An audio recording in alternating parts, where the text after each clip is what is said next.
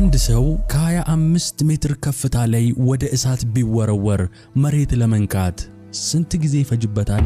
በፊዚክስ ሕግ መሰረት ምናልባት 2 ወይም 3 ሰከንድ ብቻ። ለእሳት ይህቺ 3 ሰከንድ በቂ ናት። ሰውነትን ለማክሰል፣ ደምን ለማፍላት፣ አጥንትን ወደ አመድነት ለመቀየር የእሳት ምላስ ሰከንድ አይፈጅበትም። ይህ የተፈጥሮ ሕግ ነው፣ ማንም ሊያመልጠው የማይችል የሞት ቀመር። ነገር ግን በዚያች በባቢሎን ምሽት የተፈጥሮ ሕግ ተሰበረ። ምክንያቱም እነ አናንያ መሬት ከመንካታቸው በፊት እሳቱ ስጋቸውን ከመንካቱም አስቀድሞ ሌላ ኃይል ቀደመ።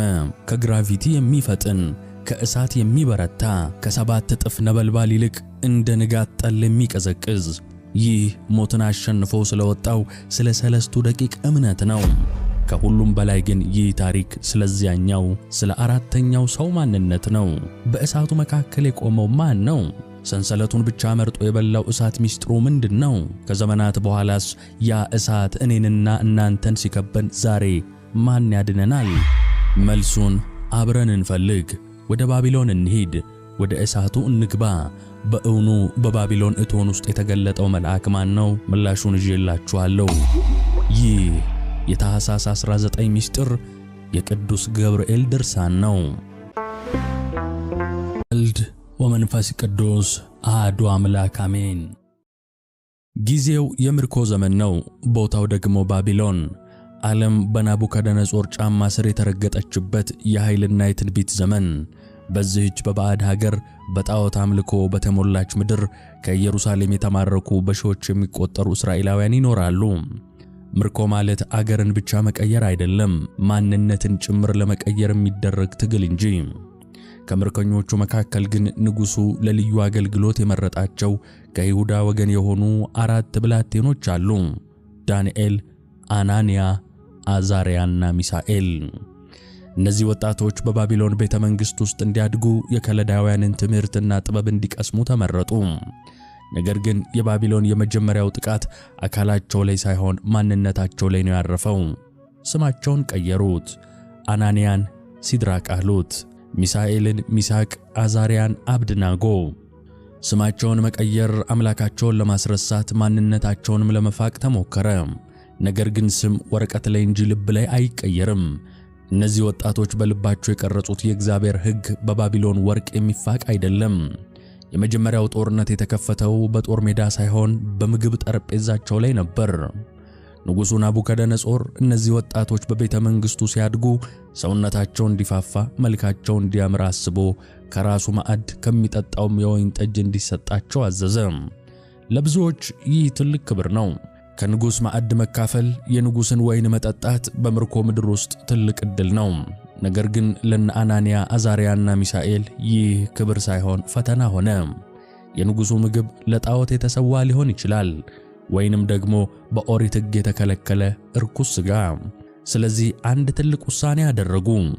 በንጉሡ ማዕድ ራሳችንን አናረክስም ተባባሉ። ይህ ለአንዳንዶች እብደት ይመስላል።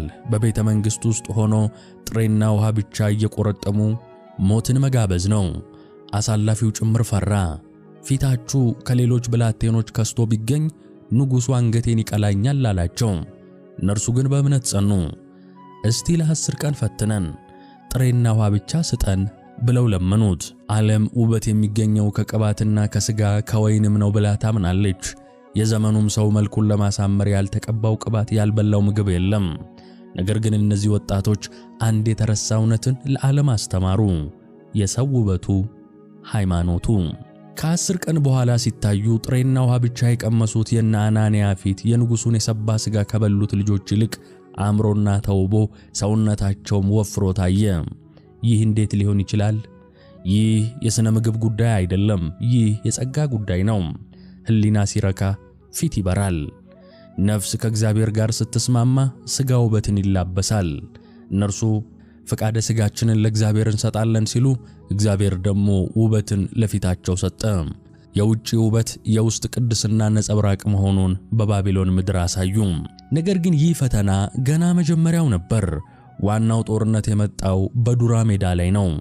ንጉሥ ናቡከደነጾር በልቡ ትዕቢት አደረ። ቁመቱ 60 ክንድ ወርዱ 6 ክንድ የሆነ ግዙፍ የወርቅ ምስል አሰርቶ በዱራ ሜዳ ላይ አቆመ። አዋጅም አስነገረ። የቀንደ መለከቱን፣ የእምቢልታውን፣ የመሰንቆውን፣ የክራሩን፣ የሙዚቃውንም ሁሉ ድምፅ ስትሰሙ ተደፍታችሁ ለወርቁ ምስል ስገዱ ተባለ። ይህ አዋጅ ምርጫ የሚሰጥ አልነበረም። ማንም ባይሰግድና ባይወድቅ በዚያን ጊዜ በሚነድ እሳት እቶን ውስጥ ይጣላል ተባለ። ሞት ወይንም ስግደት፣ እሳት ወይንም ክህደት።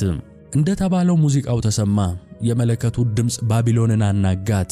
በዱራ ሜዳ ላይ የነበረው ሰው ሁሉ፣ መኳንንቱ፣ መሳፍንቱ፣ አዛዦቹ እንደ አንድ ሰው ተነጥፈው ግንባራቸው መሬት ነካ። ለወርቁ ምስል ሰገዱ። የባቢሎን ኃይል፣ የንጉሡ ማስፈራራት ሁሉንም አርበድብዶ አንበርክኳቸዋል። ግን ሁሉም አልተንበረከከም ነበር። በዚያ ሰፊ ሜዳ ላይ በሺዎች የሚቆጠሩ ሰዎች በግንባራቸው ተደፍተው ሲያዩ 3 ሰዎች ብቻ ቀጥ ብለው ቆመዋል። አናንያ፣ አዛርያና ሚሳኤል።